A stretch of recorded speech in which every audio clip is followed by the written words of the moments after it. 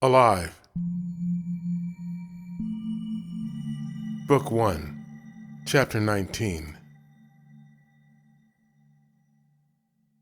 David ran to the bow, grabbed the forestay, and swung himself over the bowsprit to dangle above the waters frothing at the hull of the boat.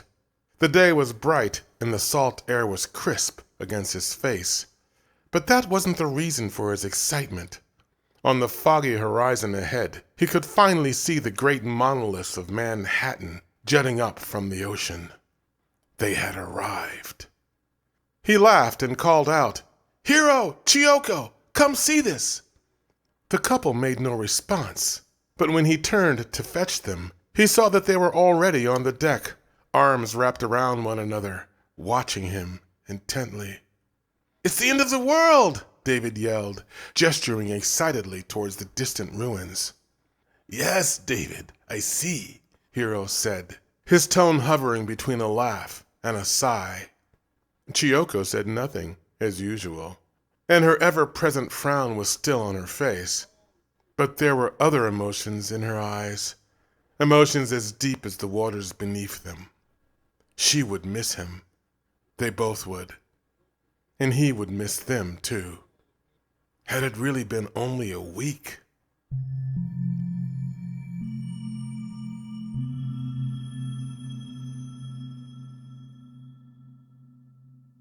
Hiro had set out quickly that first night, immediately after wrapping David's ankle in an improvised splint, made ironically from the upper support braces of a discarded mecha leg. He'd explained to David that it wasn't safe to sleep docked, that there were too many desperate people that roamed at night. So the sky was still dark when they unmoored to set anchor a mile or so offshore. "We can sleep secure now, set out at daylight," Hiro said, helping David to a small cot that Chiyoko had set up for him inside the large cabin. David was surprised that she'd gone to the effort. He wasn't quite sure what to make of her at first, and she seemed unsure what to make of David, had been frowning at him ever since Hiro had carried him aboard. But at least she'd put away the gun. "You're a skinny boy," she'd said numerous times, clucking her tongue and squinting skeptical eyes at him. "And why a teddy bear? A child's toy," she'd said. David started to explain, but realized that it would be way too complicated. He just shrugged in response. Chiyoko shook her head. "Well, you turn it off until Manhattan. Noisy thing," she'd complained, and then ambled away, grumbling something about skinny boys with children's toys. But then she'd surprised David by returning with a large container of steaming soup and setting it by his cot. He had politely declined. It wasn't that it was bad. In fact, the aroma had been quite invigorating. But he didn't feel like eating or even sleeping that night. One might have thought that his time imprisoned in the deep, which he could barely remember now, would have prepared him for life on the rollicking waters. But he quickly found his head spinning and his stomach turning once the boat set out. For his first day at sea, he could keep nothing down, and had spent most of his time clinging to anything secure while trying to keep the weight off his ankle.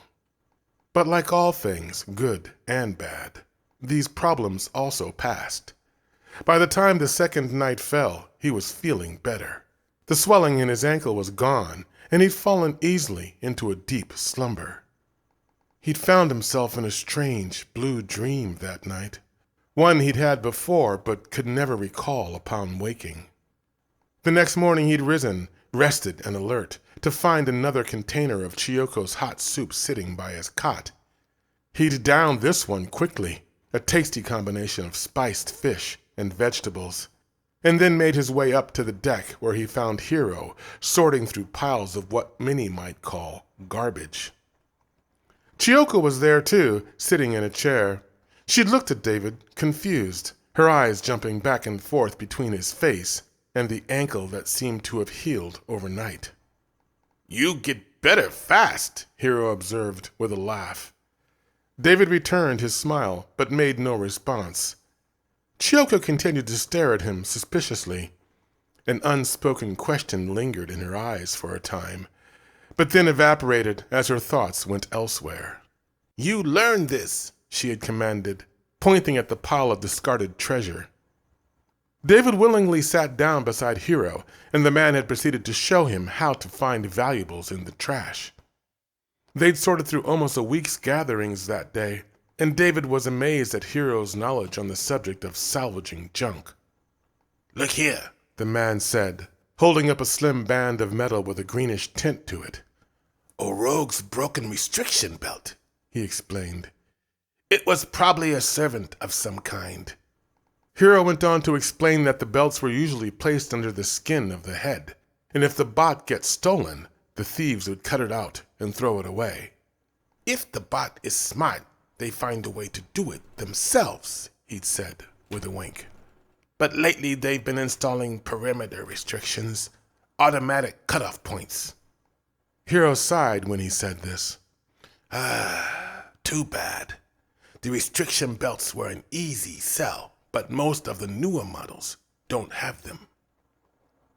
A flash of memory crossed David's mind. Angelo's face, frozen against a dreary gray backdrop of forest. "Why can't they just program the robot not to run away?" David said, partially because he felt the need to change the subject, and partly because he was genuinely curious. It had occurred to him how little he knew about himself, about what he used to be. Hiro seemed grateful for the question. "Ah, that," he said cheerfully.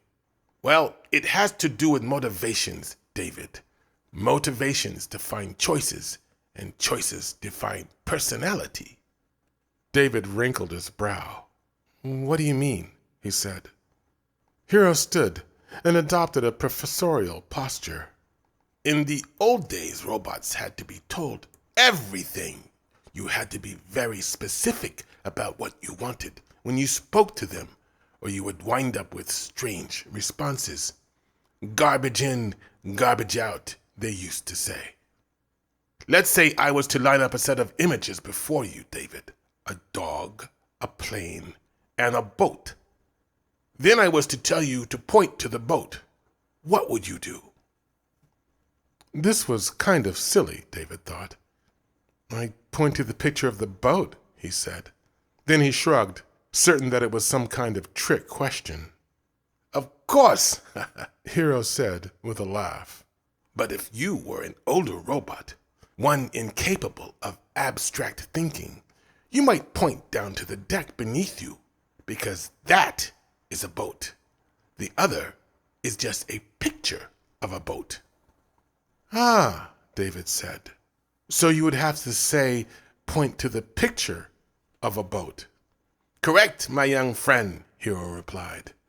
"Now this is just an example, but what I am talking about is context, David. Context is everything, as they used to say." "Who?" David said. "Who what?" Hiro replied. "Who used to say that?" David elaborated. Hiro laughed. "Good boy. You exemplified my point exactly." David didn't realize he'd made a joke, but decided that he liked the look of approval in Hiro's eyes, and let the question stand. "They is an abstract, David," Hiro explained. "And the picture is also an abstract. Being capable of abstract thinking, you understood what I meant, and picked the picture of a boat, even though I specifically asked you to point to the boat. That's context. The simple, literal mind, though, would not comprehend the context, and therefore not get the abstract. From the abstract, we get the symbolism, the meaning behind the image or the words, the true story, as it were." "Oh," David said, not really understanding, but certain he would, eventually. Hiro continued. "So, you may ask, how does this tie into using restriction belts instead of programming?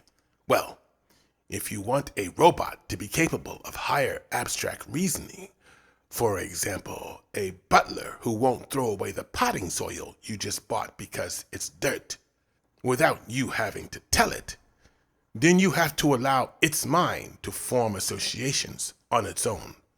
The more you limit that mental growth with predefined definitions and responses, the more you limit the brain's ability to learn and adapt to new and undefined situations.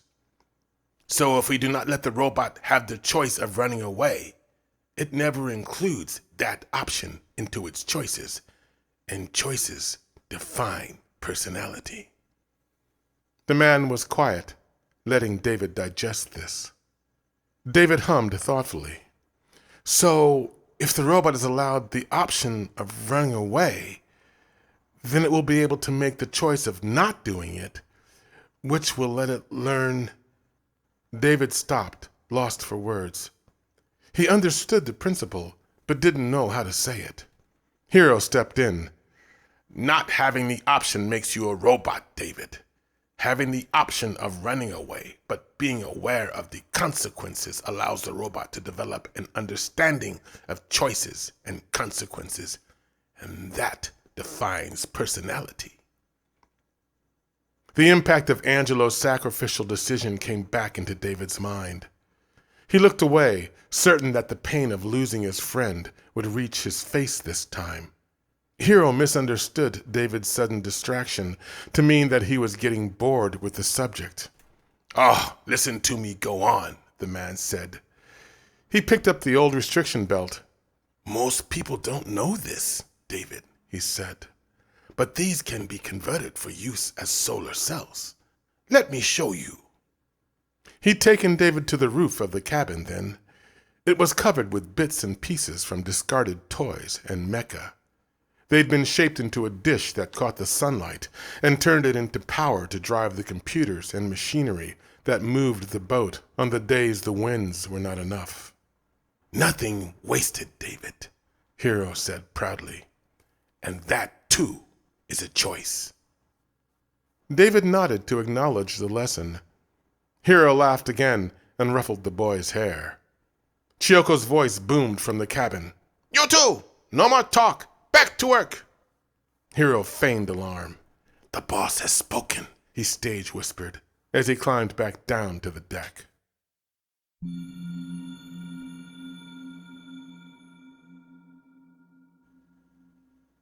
The night had finally come, mercifully putting a stop to their work. David's hands ached from sorting through rubbish. His shoulders were sore from carrying objects into the hull.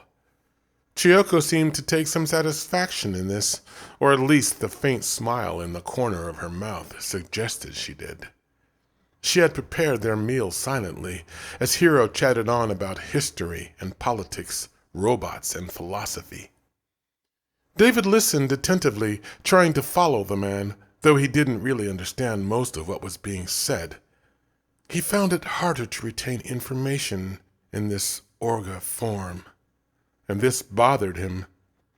In his former life, he had been able to retain things instantly, names, dates, numbers, anything.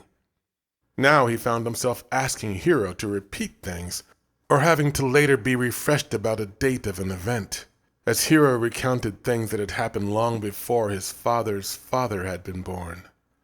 But there was something Hiro said that David would not forget. A date. It was Chiyoko's reaction that would lock it into his mind.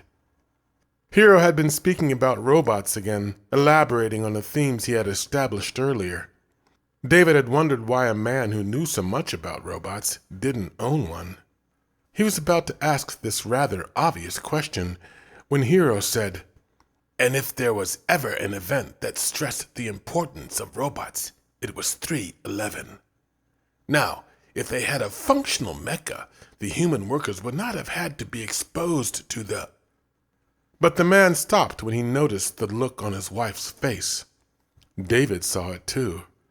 Her brow was creased and her mouth pinched, as if to say, "Do you have to talk about that?" It was the first time David had seen any vulnerability in the wrinkled fortress of her expression. "Exposed to what?" he said, intrigued by her reaction.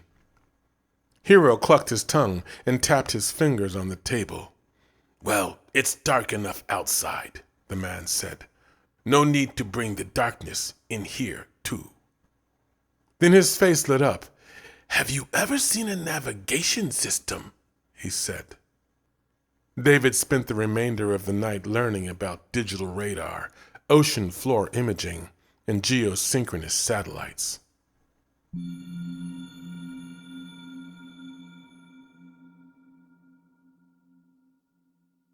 When exactly their bond had formed, David would not be able to recall.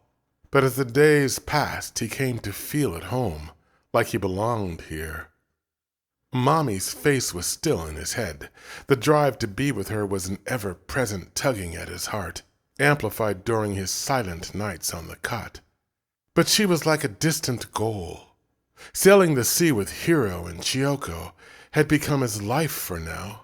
Salvaging the submerged treasures from sunken cities, selling them at the various ports that lined beaches, many of which were less than a generation old.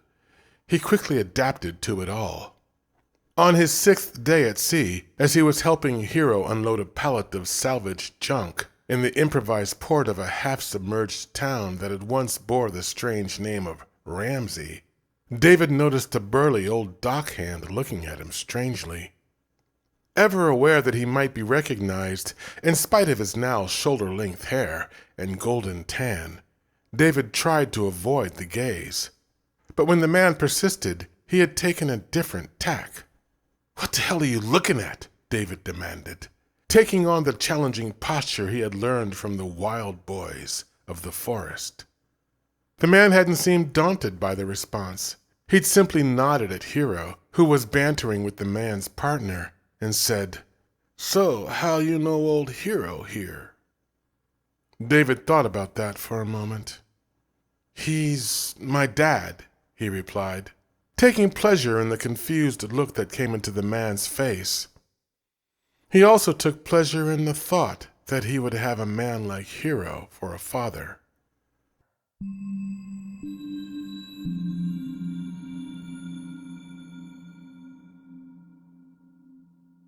That night, the one that would be their last together, they'd been sitting on the deck. The cabin lights had been turned off, and David was lying on his back, hands folded behind his head, enjoying the panorama of stars above, listening to the sea lapping against the hull, and pondering all the things Hiro had spoken of. What a grand puzzle, this humanity. Chiyoko had finally allowed him to turn Teddy back on, and the little bear was sitting quietly on a pile of sorted discards, curiously eyeing the old couple, who were sitting on deck chairs, eyeing David with fond expressions. "We haven't seen a storm all week," Hiro said, breaking the silence. "You're good luck, David." David looked up from where he lay. "I guess we both got lucky," he said. Hiro chuckled, and then his face sobered. "Next stop, Manhattan," he said. "Yes," David said, sadly. "So soon." Hiro nodded, but said nothing. There was no need for words. He stood then and kissed his wife gently on the head. "Don't stay up too late. We still have to get up early," he said. Then he walked into the cabin, leaving David and Chiyoko alone. David was surprised by the man's exit. It was usually Chiyoko that was telling them it was time to sleep before she made her exit. He had maybe spent a whole of 5 minutes alone in the woman's presence. But strangely, he found that he was comfortable with her now. He was also surprised when she cleared her throat and began to speak. "You get much stronger now. Not so skinny anymore," she chuckled. "This is good." David felt awkward with her compliment, but she was right. He did feel stronger, more here, than when he had joined them. He sat up and made a show of flexing his biceps for her amusement. She chuckled again. "So, what do you do at the end of world?" she said. This was the first time that either of them had asked David that question, and he had to think a moment before he responded. "I'm going to see a relative," He had almost said father. Creator, yes. Father? There were too many conflicting feelings there. Good, Chiyoko said, with a satisfied hum. Family is good. David looked at the woman. She gazed back with an unreadable expression, her eyes shadowed in the night. And your family? He said, genuinely curious. Now he could definitely read her face. She became reflective. David could see she was looking back to a time when life had been much different. But there was something dark there. They are gone now, she said. David shuffled uncomfortably. The issue of mortality was still new to him, and he had no idea how to proceed, or even if he should. Eventually he settled for, I'm sorry to hear that. It was apparently the right response. Nice for you to say, David. You are a good young man, not like so many bad boys I see in the city. Again her compliment made David feel awkward. If you only knew, he thought. How did it happen? He said, unsure if it was a proper question, but sensing that she wanted to tell him. He was right again. She leaned back and let out a long sigh. Many years ago, things happened, bad things, she said. I am from a place called Nipponkoku. You know that? David shrugged his shoulders. The name seemed familiar, and he was sure it had once been in his databanks, but that was another life. You might call it Japan, she said. Oh, I know about Japan, David said, having vague recollections of boy dolls with soft Asian features hanging quietly on the Cybertronics wall. His brothers, yet to be awakened to the world of sensation. Chiyoko nodded. There is too much history to tell now, and I don't talk so much as Hiro, she said. They both laughed at this. Then she continued. But one day the earth shook, and a great quake, and the ocean rose.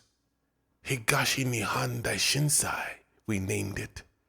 It started near a place called Tohoku. It was a tsunami, tidal wave in English, and it washed away so many lives. It happened on the 11th day in the month of March in the year 2011. So many people call it 311 now. I don't like that. It is too easy to say, too short for so much death, so much tragedy.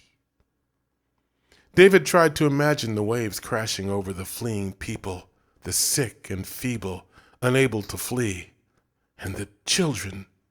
His mind could not contain such horror. He was quiet a moment, intuitively knowing that such statements needed space to settle. Is that what took them away? He said at last. Chiyoko shook her head. No. This was many, many years ago, long before my grandparents' time, when the people of my family lived inland, far from the oceans. That place is now underwater, with much of my country and much of the world. But the waves could not have reached them then. Many bad decisions were made by short-sighted men, David. They pursued dangerous sources of energy for expedience, for profit. These things became more important than people, than our future. They ignored the dangers, became reckless, and took shortcuts to make money. When the ocean rose, the energy facility was flooded. I can't tell you the science of these things. The world had to abandon them, and they don't exist anymore. But it was called a meltdown. And radiation was released. It affected the entire world, but our people suffered the most. They grew sick, and illness has followed us down through the generations, shortening our lives. When I was young, my family sent me away from that place. I was only 20 years, when I met Hiro, and he took me out to sea. I escaped the poison land, but I have not seen my family since." David thought he might understand her now. "That's sad," he said, not having any other words to express his feelings. They sat quietly for a time, letting this new relationship grow between them. Finally, Chiyoko rose and touched David gently on the shoulder. "A flower falls even though we love it, and a weed grows even though we do not love it." She spoke so softly that David wasn't even sure he'd heard her. He absorbed the words in silence, wondering at their meaning. The old woman laughed suddenly, sounding strangely like Hiro for a moment. "That is the words of Dagon, a famous thinker from our history, David," she said. "It is like saying the world will be what it is, good or bad, in spite of our feelings. But still, we must make decisions, David. And our choices affect more than ourselves. They affect the world." "Yes, ma'am," David said, understanding now that this had been more than just a story, that she had been trying to tell him something important. But why? He looked up into her piercing black eyes, pondering the depths of unspoken wisdom that lay behind them. There was a new connection there, like an inaudible whisper that passed between them. "It is time for bed now," she said, and made her way to be with her man, the only family she had left in this life.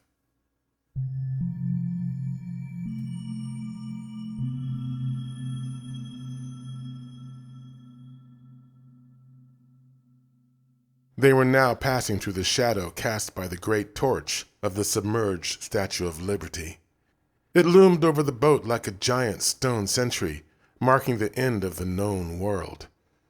David knew there was another statue nearby, one to which he had prayed and had been granted this new life. But he did not know how to find her again. He quickly pushed that thought away. It was strange. Why would he want to find the fairy again? He was distracted from his thoughts by the cries of birds that had nested in the folds and crannies of the stone torch. They were making a squawking din, hovering over the boat to see if there was anything edible on the deck. Hiro rushed out to shoo them away. Then the boat's alert system came to life, blaring a static message to all aboard. "Warning to occupants. You are entering a mecha-restricted area. Infractions will be duly prosecuted." It finally occurred to David why the couple had no mecha on board. "You'll have to turn the bear off, David," Hiro said. David was about to point out that he had once flown into the city without any problem, but then he realized that would require more explanation than they had time for. "Sorry, Teddy," he said, as he picked up the toy bear and rendered it unconscious again. Soon they were passing through the cluster of silent towers, floating over the sunken streets of Manhattan. David had come in by air the last time he'd been here, and the roar of the copter's motor had been the only sound. But the boat's engine was barely a hum, and David could hear the strange noises of the sunken city, the creaking of the rusted skyscrapers, the clang of dangling metal infrastructure striking the stone buildings in the breeze, the lonely whistle of wind through the broken windows of the buildings that stood all around them. And music. Music. It was only a distant thump at first, but as they rounded one of the buildings, David could hear it clearly, and he could see other boats docked alongside one of the towers. There were people peeking out from the windows of the building. Some of them were dancing to the music. Others were laying around and talking or drinking from large frothing mugs. One of them, a large burly man with a furry gray beard and tattered colorful clothing, noticed Hiro's boat floating by and jumped out onto a balcony. He waved at them to come over, but Hiro made a circling gesture with his arm to signify he'd be back later. The man held up a thumb to let Hiro know he'd be waiting, and then went back inside the building. "They live in that place?" David said. Hiro laughed. "Well, who do you think I do business with around here?" he said. David noticed people in the windows of other buildings far ahead, and floating in boats, fishing or lowering cables into the water. He was mystified by it all. "Life goes on, David," Hiro said. "There's salvagers, hauling up the stuff too big for the divers to get. I used to dive, but the waters are too dangerous now. If I get hurt, Chiyoko would be alone." The man's face grew grim for a moment, but his smile came back quickly. "You'd be surprised what they find here," he said. "Not too long ago, they even found a boy." He laughed again. "A real live boy. Can you believe that?" David's heart jumped. He made a sound of surprised acknowledgement, but did not look at the man. He pretended to be absorbed in what the divers were doing in a passing boat, hoping Hiro would mistake his reluctance for disinterest and change the subject. But the man continued. "I wasn't here that day," Hiro said, "but a couple of locals told me all about it. Said cops were all over the place, and there was something mysterious about the whole affair. Some government people showed up, blockaded the city, and asked everybody questions. Apparently there was some kind of security breach, they said. It was all very hush-hush. Somehow a kid had stolen an old police amphibicopter." The man's words trailed off slowly, and David could hear his breathing quicken, feel the man's eyes on him. "Why did you really come here, David?" Hiro said, cautiously. David sighed and turned his head up slowly to see Hiro gazing on him with suspicious eyes. He returned the look expressionlessly. The man's curiosity slowly bloomed into realization, and then into shock as they stared at each other in silence. "Do you trust me, Hiro?" David said. Hiro did not respond at first. Then he slowly nodded, confounded by the confirmation, knowing better than to ask anything more. He continued to stare at David as a low rumbling sound grew in the distance. It was the sound of an undying river of tears crashing into the ocean. "I'm coming home," David said, softly, "to the place where the lions weep."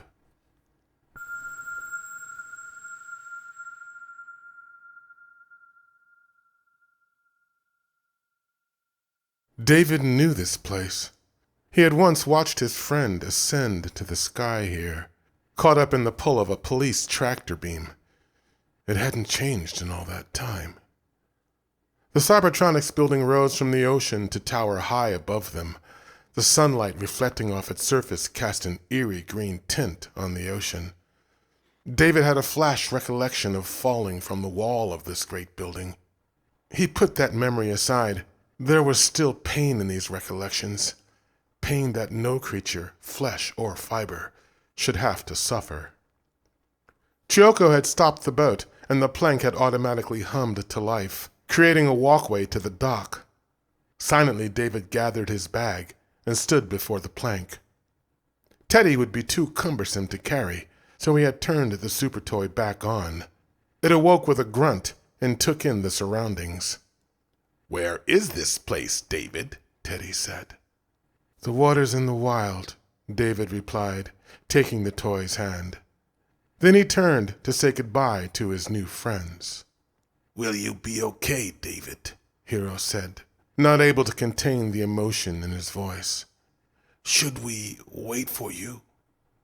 "I don't know what's going to happen here, Hiro," David said. "There might be trouble. I don't want you two to get caught up in my problems." Hiro was quiet for a moment, thinking. Then he turned to Chiyoko. "What do you say, boss?" he said, trying to be humorous, but too sad to summon his typical laughter. The old woman stared at David with guarded eyes. Then she walked quickly forward to wrap her old arms tightly around him. David let go of Teddy to return the woman's embrace. After a moment, Hiro joined them. The trio stood that way for some time, holding each other quietly, letting their bond solidify by the natural process of human contact. When Chiyoko finally stepped away, Her cheeks were wet with fresh tears, and there was something new there, something that Hiro had rarely seen, and David never. She was smiling. "We will wait for you, boy," Chiyoko said. It was David's turn to let a tear fall. "Okay," he said, when he'd regained his composure. Then he thrust his chin up. "But if the police come, I don't want either of you in trouble, okay?" The two signaled that they understood. Dark clouds had gathered on the horizon. The winds began to kick up. A storm was coming. David took Teddy's hand and began to make his way over the plank and into the dark corridors that led from the old abandoned dock into the great Cybertronics building, from which he had been wrought, and where his past and his future would be revealed.